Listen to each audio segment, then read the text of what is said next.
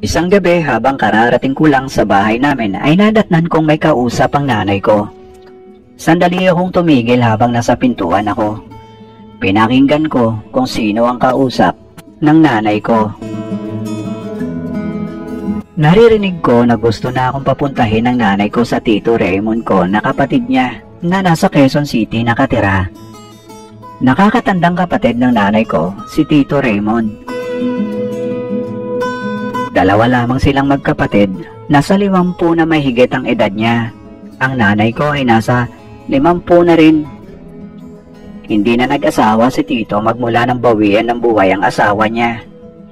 Hindi man lamang sila nagkaroon ng anak. Matagal na akong gustong kunin ni Tito pero ayaw ako ibigay ng nanay ko. Marami kasi kaming magkakapatid at ako ang panganay at malaking tulong ako sa tatay ko sa paghahanap buhay. Pangingisda at pagsasaka ang ikinabubuhay namin dito sa Bicol. Kaya nga sa edad na 23 ay hindi ko pa naranasang magkaroon ng girlfriend. Nakatutok lamang ang buhay ko sa pagtulong sa mga magulang ko sa paghahanap buhay. Pero nagpapasalamat pa rin ako sa kanila dahil ginapang nila ang pag-aaral ko. Kahit nasa edad 20 na ako nakapagtapos ng high school. Malaking bagay na sa akin yun. Dahil ako ang panganay, mas iniisip ko ang mga nakababata kong mga kapatid. Iniisip kong makapag-aral sila at makapagtapos ng mas mataas kaysa sa naabot ko. Nang magtapos ang high school, ang kapatid kong sumunod sa akin ay pumayag na mga magulang ko na sa Tito Raymond na ako tumira. Mula sa Bicol ay maaga akong bumiyahe sakay ng bus patungo sa Quezon City. Matapos ang mahabang biyahe ay nakarating ako sa terminal. Kaagad ko nga nakita si Tito Raymond na naghihintay sa akin. Kahit nasa elementarya pa lamang ako noon nang huli kaming magkita ay tanda ko pa rin ang itsura niya. Kahit pa pumuti na ang buhok niya. Naalala ko pa noon madalas niya akong gawan ng mga laruang pambata. Naging paborito ako ni Tito dahil ako ang una niyang pamangkin. Siya pa nga ang nagturo sa akin kung paano ang tamang pangingisda noon. Bumaba na ako ng bus dahil mukhang hindi pa niya ako namumukhaan. At nagulat nga siya na makita niya ako. Sobrang laki ko na daw at gumwapo pa kaya hindi niya ako namukhaan kaagad. Natawa na lamang ako kay Tito. Kaagad nga kaming pumara ng taxi at sumakay. Iisang bag lang naman ang dala ko at bigas na isang sako na ipinadala naman ng nanay ko para daw kahit papaano may isasaing kami ni Tito.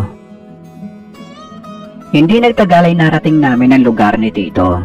Nang bumaba ako ng taxi ay napansin ko maraming tao kahit tanghali na. May tali pa pala. Naglakad kami ni Tito papasok sa isang eskinita. Dikit-dikit ang mga bahay na maliliit. Ang ilan ay yari sa hollow blocks at ang ilan ay yari sa pinagtagpi-tagping plywood at kalawanging mga yero. Bawat taong nakakasalubong namin ay binabati si Tito. Kilalang kilala si Tito sa lugar. Hanggang marating namin ang isang bahay na may second floor. Gawa ito sa hollow blocks ang kalahati. Umakyat na kami ni Tito sa hagdan na nasa gilid. Ito na pala ang bahay niya. Hindi naman kalakihan. May 3 kwarto sa itaas. Ang 2 ay paupahan niya. Pati na rin sa baba ay may umuupa na rin. Isang kwarto lang ang tinitirahan ni Tito sa taas. Medyo maluwag naman. Dito na lamang daw kaming 2. Solo ko naman ang kwarto sa gabi dahil panggabi naman siya sa trabaho niya sa barangay bilang tanod. May banyo naman sa baba ng hagdan sa labas. Pinakain na muna ako ni Tito ng tanghalian. Nakapagluto pala siya ng ulam at kanin. Habang kumakain, sinasabi sa akin ni Tito kung sino-sino ang mga nangungupahan sa bahay. Sa baba daw ay bago lamang lipat, wala pang 1 buwan. Mag-asawa sila at may maliit na anak na wala pang 5 buwan. Bagong sama lamang daw sila. Hindi alam ni Tito Raymond kung ano ang trabaho ng lalaki dahil hindi naman nila ito sinasabi. Araw-araw daw umaalis ang lalaki. Sa isang kwarto naman sa itaas na nasa kaliwang pinto mula sa pinto namin ay mag-asawa din at wala pa silang anak. Mukhang bago lamang din silang nagsasama. Security guard ang trabaho ng lalaki. Ingat daw ako dahil seloso ang lalaki at dahil maganda ang babae. At madalas daw pang umaga ang lalaki sa trabaho. Maagang maaga umaalis at gabi na umuwi. At ang nakatira naman sa kanang kwarto ay dalawang babae na parehong sales lady sa bagong tayong mall na malapit lamang sa lugar namin. Ako na daw ang maningil sa kanilang lahat. Inabot sa akin ni Tito ang isang notebook at nakasulat kung tuwing kailan sila magbabayad ng upa. Mukhang pare-pareho naman sila ng petsa ng pagbabayad, tuwing katapusan ng buwan. Sabi pa ni Tito sa akin, bukas daw, ipapasok niya ako sa isang mini grocery sa Talipapa bilang boy. Kaibigan daw niya ang may-ari at nangangailangan ito ng isa pang tao. Natuwa ako sa mga sinabi ni Tito sa akin. Tamang-tama para hindi naman ako mainip dito. At ang isa pa, makapagpapadala ako ng pera sa mga magulang ko sa probinsya. Malaking tulong yon sa kanila. Kinagabihan umalis na si Tito para pumasok sa trabaho niya sa barangay. Naiwan akong mag-isa. Medyo nanibago ako. Pagkatapos ko kumain ay nagpahinga na ako at nahiga na. Hindi kaagad ako makatulog. Bumaba na muna ako para magbuhos. At nang pagbaba ko nga ay may nakasalubong akong magandang babae. Paakit na rin siya sa hagdan. Nagkatinginan kami at hindi na nagkausap dahil mukha siyang mailap. Nagmamadali siyang umakyat.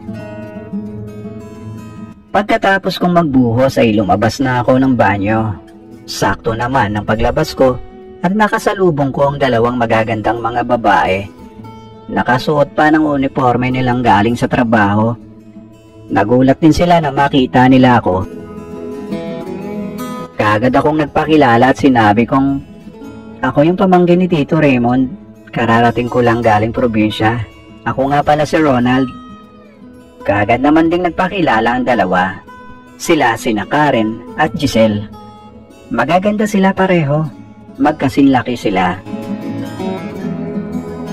Nakangiti silang umakyat na sa taas sa kwarto nila. Umakyat na rin ako sa kwarto ko at isinara ang pinto.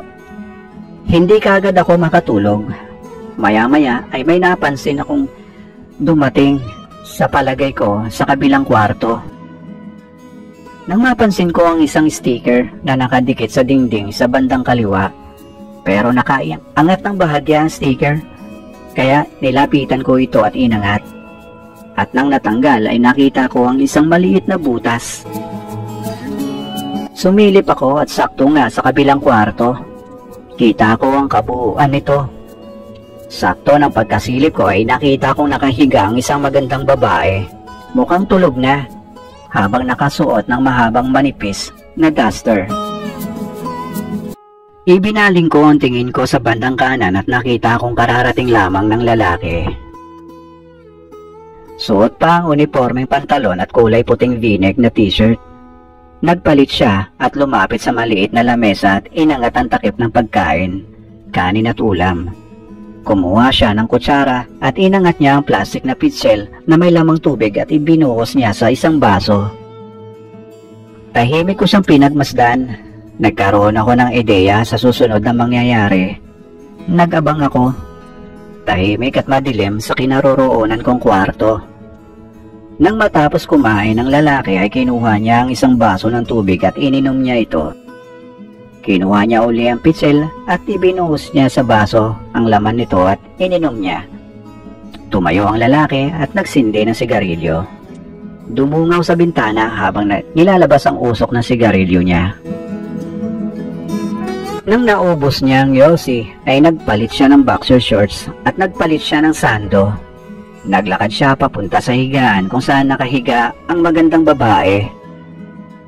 Tumabi siya at kaagad niyang inangat ang suot ng babae. Pinagpawisan ako sa nakita ko. Habang tulog ang babae ay pumatong siya at niyakap niya ito.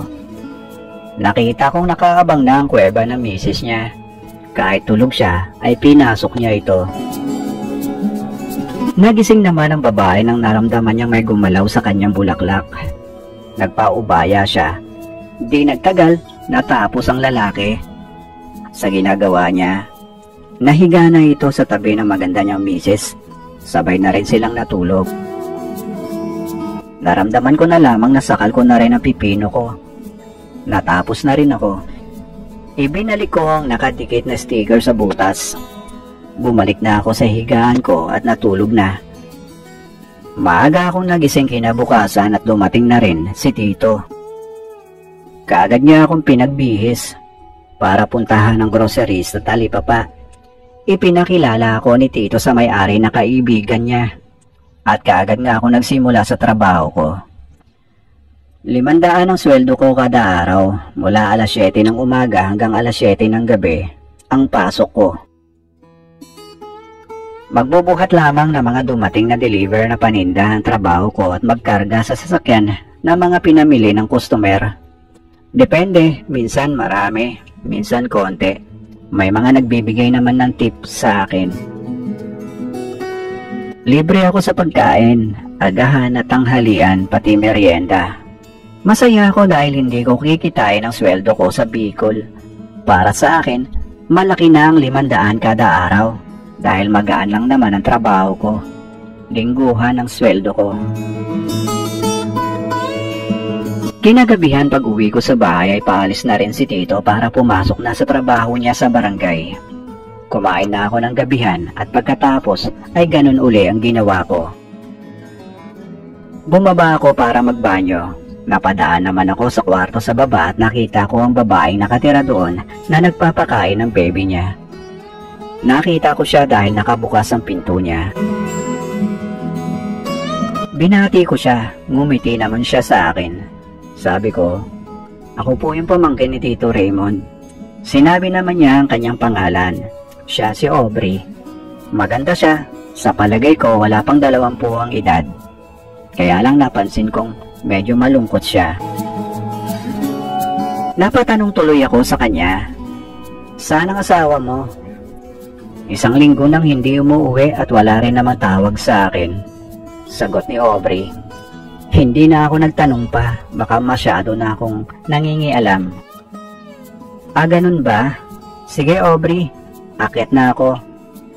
Umakit na ako, matapos akong kumain at pahinga na ako. Napansin kong may dumating naman sa kabilang kwarto. Mukhang nakauwi na ang 2 sales lady. Napansin kong may sticker din na nakadikit sa dingding na pagitan ng kwarto namin. Sinubukan ko itong tanggalin at nakita ko ang isang butas. Napabulong na lamang ako. Si Tito talaga, marami ding kalokohan. Sumilip na lamang ako at sakto nga sa kabilang kwarto. Nagpapalit na ng kanilang damit ang 2 sales lady. Kita ko ang kabuuan ng 2. Walang katulad ang kagandahan nila. Nang matapos na sila, napag-isip ko na marami palang kalokohan si Tito. Naisip ko rin na pati ang nangungupahan sa baba ay malamang nakikita din niya. Mag-aalas 10 na ng gabi, naramdaman kong may dumating sa kabilang kwarto. Ang sekyo. Dumating na. Kagaya uli ng dati, pagkatapos niya kumain, pumatong siya sa kanyang asawa na nag-aabang lamang habang tulog ito at siya namang sinabayan ko. Nakatulog ako pagkatapos ko sa kanila. Kaya naman, gabi-gabi nag-aabang ako sa butas. Dumating na ang katapusan ng buwan. Ipinaalala na sa akin ni Tito Raymond ang mga singilin ko sa upa ng mga nangungupahan. Una kong siningil si Aubrey na nakatira sa baba. Nadatnan ko siyang naglalaba. Pero nakiusap siya sa akin na kung pwede sa susunod na buwan na lamang siya magbabayad. Umalis na daw kasi ang asawa niya at hindi na bumalik. Sinabi ko na lang kay Aubrey na sila na lang ni Tito ang mag-usap. Pinuntahan ko na rin na nakatira sa taas ang 2 sales lady. Alam kong hindi pa sila nakaalis, kaya pagkatok ko ay kaagad nila itong binuksan. Kaagad ko rin sinabi ang pakay ko at kaagad din naman silang nagbayad. Mapagbiro si na Karen at Giselle. Pinapasok nila ako sa loob, nakangiti sila pareho. Tinatanong nila kung may girlfriend na daw ba ako. Sinakain ko na lamang ang biro nila. Tuwang-tuwa naman sila sa akin.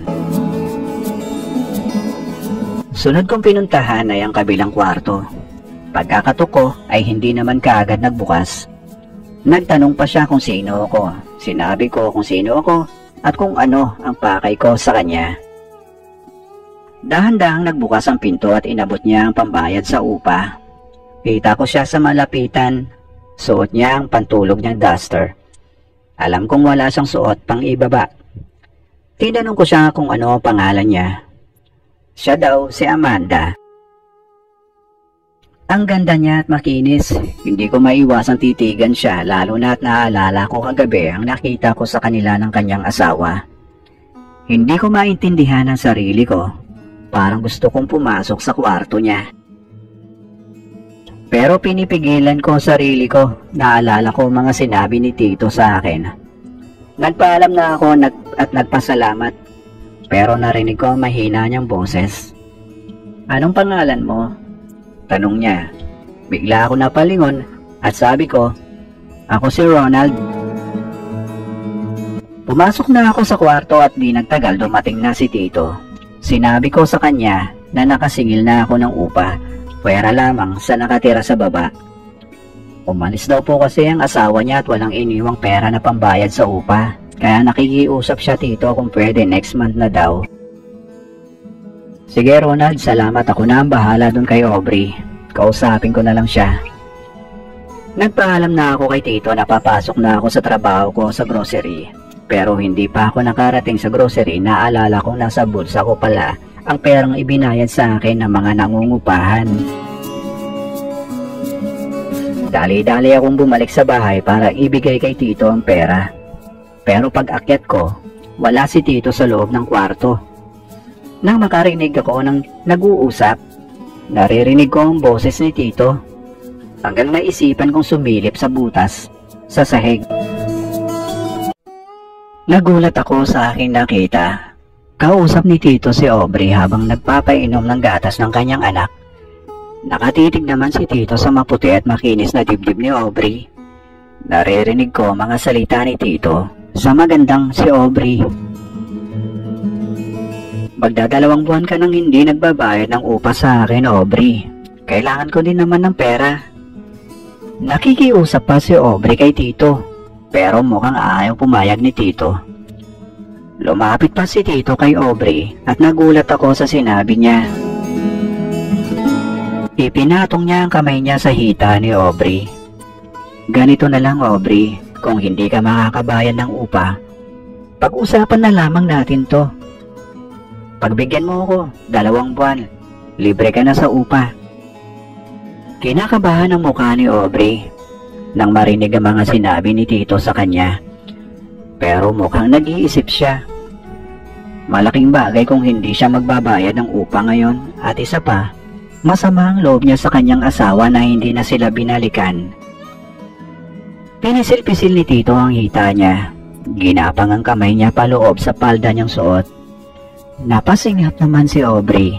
Tumayo siya at dahan-dahan niyang inilapag sa higa ng anak niyang walang muwang. Sumubsob na si Tito sa pagitan ni Aubrey. Pigil ang salita niya. Pasinghap-singhap na lamang siya. Ayaw niya ipahalata kay Tito na nag-e-enjoy siya sa ginagawang paglasap ng kanyang pinya.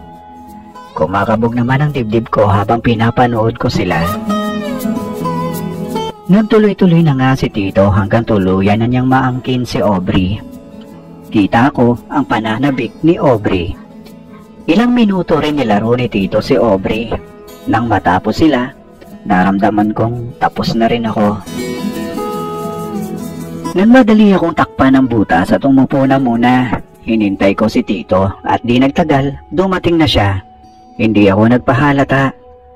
Nagulat nga siya nang makita niya ako. Oh, dito ka pala Ronald. Bakit ka bumalik? Kanina ka pa? Bumalik po ako Tito dahil nasa akin pala ang perang nasingil ko. Nakalimutan kong iabot sa iyo kanina. Matapos kong iabot ang pera kay Tito, at nagpaalam na ako sa kanya para pumasok sa trabaho. Kinagabihan pag uwi ko sa bahay ay paalis na rin si Tito na papasok na sa trabaho. Bumaba na muna ako pagkatapos kong kumain. Nagtungo ako sa banyo para magbuhos. At pag-akit ko, humiga na ako pero naalala ko ang maaksyong tagpo ni na Tito at Aubrey. Sinilip ko si Aubrey pero mukhang natutulog na ito. Sinilip ko naman si Amanda at nakita ko ang nakahiga na rin at natutulog na. Mag-aalas 9 pa lamang ng gabi. Suot niya paborito niyang duster na iangat na lamang ng kanyang asawa. Hindi ko mapigil ang sarili ko. Naisip kong pasukin si Amanda sa kanyang kwarto dahil alam kong hindi naman siya naglalak ng pinto. Dahan-dahan akong naglakad papunta sa pinto ng kwarto niya. Marahan kong inikot ang doorknob at nagbukas ito. Kita kong walang kibo si Amanda. Ginaya ko ang ginagawa ng kanyang asawa sa tuwing dumadating ito. Ginalaw ko ang pinggan at ang kutsara at tinidor, pati na rin ang nakataob na pinggan. Pero kaagad ko rin itong ibinalik sa orihinal na ayos nito. Hindi ako pwedeng kumain dahil makakalata ng asawa niya na may kumain ng pagkain niya. Umupo na lang ako. Pinalipas ko ang ilang minuto habang nakatitig ako sa nakahigang si Amanda. Tansyado ko ang oras, maaga pa para sa pagdating ng asawa niya. Lumapit ako sa nakahigang si Amanda.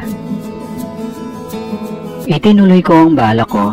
Dahan-dahan akong umupo at humiga sa tabi niya. Wala pa rin siyang reaksyon. Nanginginig akong dahan-dahang itinaas ang suot niya. Gumalaw siya pero nakapikit pa rin. Gumalaw pala siya para madaling makita ang pintuan ng kuweba niya. Basketball short lang ang suot ko, kaya madali ko itong naibaba. Pumatong ako sa kanya at kaagad na pumasok ang sa kanyang. Nagmadali akong naglaro sa ibabaw niya at wala akong sinayang na oras. Kaagad akong nakatapos. Nagmamadali akong bumalik sa kwarto ko. Alam kong parating na ang asawa niya, tulog pa rin si Amanda. Lumabas na ako ng pinto. Nakita naman ako ni Karen at Giselle. Nakatingin sila sa akin. Nakangiti. Dudahan dalawa. Hindi ko sila pinansin. Hanggang narinig ko si Karen na nagsalita. Sana all. Hindi ko na sila pinansin. Pumasok na ako sa kwarto at kaagad ko itong isinara. Makalipas ang 10 minuto, hindi pa ako nakatulog. Naramdaman kong may dumating sa kabilang kwarto. Kaagad akong sumilip sa butas. Nakita kong dumating na ang asawa ni Amanda. Ganon uli ang ginawa niya. Kumain, nagyosi, at pumatong. Nakahinga ako ng maluwag nang makitang hindi siya nakahalata. Nang makita kong pareho na silang natutulog, natulog na rin ako. Maaga akong gumising kinabukasan. Sumilip muna ako sa butas at si Amanda na lamang mag-isa ang nasa kwarto. Maaga rin umalis ang asawa niya para pumasok sa trabaho. Dumating na rin si Tito Raymond. Pumasok na rin ako sa trabaho ko sa grocery. Habang papalayo ako, napansin kong pumasok si Tito sa kwarto ni Aubrey. Hinayaan ko na siya. Tumuloy na ako sa trabaho ko. Kinagabihan pag-uwi ko, papasok na rin si Tito sa trabaho niya sa barangay. Nang pagbaba ko para magbuhos, nakasalubong ko si Amanda na kagagaling lang ng banyo at katatapos lamang maligo. Ngayon ko lamang siya nakitang naligo ng gabi. Nagkatinginan kami, bagya siyang umiti at tumuloy na sa taas sa kwarto nila. Habang naliligo ako ay napaisip ako nang makita kong nakangiti sa akin si Amanda kanina. Iniisip kong baka alam niya ang nangyari sa amin kagabi. Plano kong pasukin uli sa kwarto niya si Amanda. Nang nasa kwarto na ako, kaagad kong sinilip sa butas si Amanda at nakita ko nga nakahiga na at suot uli ang paborito niyang pantulog. Lumabas ako ng kwarto, pero paglabas ko, Nakita ko si Karen na nag-iisa sa labas ng kwarto nila ni Giselle. Nakaupo siya sa isang mahabang upuan. Kaagad niya akong tinawag. Nahiya naman akong hindi lumapit sa kanya. Isa pa, hindi pwedeng makikita niya ako na pumapasok sa kwarto ni Amanda. Umupo na rin ako sa tabi niya. Nakipagkwentuhan na lamang ako kay Karen. Taga Bicol din pala sila ni Giselle. Magkaibigan sila. Malapit na rin pala silang umalis papunta ng ibang bansa. Pareho silang dalaga pa. Si Giselle ay may boyfriend na at siya wala pa. Kaya nga daw nasa labas siya dahil nasa loob daw ang boyfriend ni Giselle. Bigla ako nang hinayang dahil hindi ko naisipang silipin sila sa butas. Sa pag-uusap namin ni Karen ay nakagaangan ko na kaagad siya ng loob. Ganon din siya sa akin. Palagay na rin ang loob niya. Sinabi ko kay Karen na nagagandahan ako sa kanya. Sa madaling salita, niligawan ko siya. At nang gabi ring yon, ay naging kami ni Karen. Maya-maya ay dumating na ang asawa ni Amanda. Tahimik itong pumasok sa kwarto nila. Tumingin lamang siya sa amin ni Karen. Nakaramdam na rin ako ng antok. Sinama ko na si Karen sa kwarto dahil mukhang walang plano ang BF ni Giselle na lumabas. Sumama naman si Karen sa akin. Sabi ko sa kanya, "Dito ka na matulog. Gising ka na lang ng maaga bago dumating si Tito." Pumayag naman si Karen sa sinabi ko. Tumabi na kaming dalawa sa higaan. Nanibago ako dahil ngayon lamang ako nakaranas na may katabi sa pagtulog. Pero niyakap ako ni Karen at tinalikan. Pareho kaming mapusok ng gabing yon. Kung kaya hindi namin napigil ang aming mga sarili. May matinding nangyari sa amin ni Karen. Pagkatapos namin ay magkayakap kaming nakatulog. Maaga naman kaming nagising kinabukasan. Kaagad namang nakapasok si Karen sa kwarto nila dahil maaga ring umuwi ang boyfriend ni Giselle. Naghanda na lamang ako para pumasok sa trabaho. Hanggang naisipan kong silipin sa butas si Aubrey. Nagulat ako dahil nakita kong nakahiga si Tito sa tabi niya. Mukhang maaga atang umuwi si Tito at sa kwarto na siya ni Aubrey pumasok. Hindi ko na ginising pa si Tito. Pumasok na ako sa trabaho ko. Kinagabihan iniisip kong pasukin na si Amanda sa kwarto niya. Pakiramdam ko, nasasabik na ako sa kanya. Kaya maaga akong naghanda ng aking sarili. Matapos ko siyang silipin at makita kong nakahiga na siya, pumasok na ako. Kailangan kong magmadali habang wala pa si Karen. Pero nabigla ako ng pagpasok ko ay gising si Amanda. Kanina pa kita hinihintay, Ronald. Nagulat ako sa sinabi niya. Kaagad akong lumapit sa kanya at kaagad din niya akong sinalubong. Mabilisan ang pangyayari sa amin. Pero pareho kami nag-enjoy. Sabi pa ni Amanda, ngayon lang daw siya nakaranas ng ganitong ligaya sa buong buhay niya. Pagkatapos namin ni Amanda ay nagmadali akong bumalik sa kwarto ko bago pa dumating ang asawa niya. Maya-maya ay may kumatok sa pinto. Nang buksan ko, si Karen, kararating lang mula sa trabaho. Gusto niyang matulog uli, kasama ako. Malapit na daw silang umalis ni Giselle papunta ng abroad. Kaya sulitin daw namin ang oras habang magkasama kami. Ganun na nga ang ginawa namin. Sinulit namin ang mga oras habang magkatabi kami sa higaan. Kinaumagahan nagising na lang kami ni Karen sa sunod-sunod na putok ng baril. Kasabay ng sigaw ng babae na takot na takot. Nabusesan ko si Aubrey, kaya kagad akong sumilip sa butas. At nagulat ako sa aking nakita. Nakahandusay si Tito na wala ng buhay at katabi nito si Aubrey na takot na nakikiusap sa isang lalaki na may hawak na baril. At kaagad din itong lumabas ng bahay. Kaagad akong bumaba para alamin ang kalagayan ni Tito. Pero wala na itong buhay. Kwento sa akin ni Aubrey, biglang dumating ang asawa niya at nadatnan sila ni Tito na magkatabing natutulog.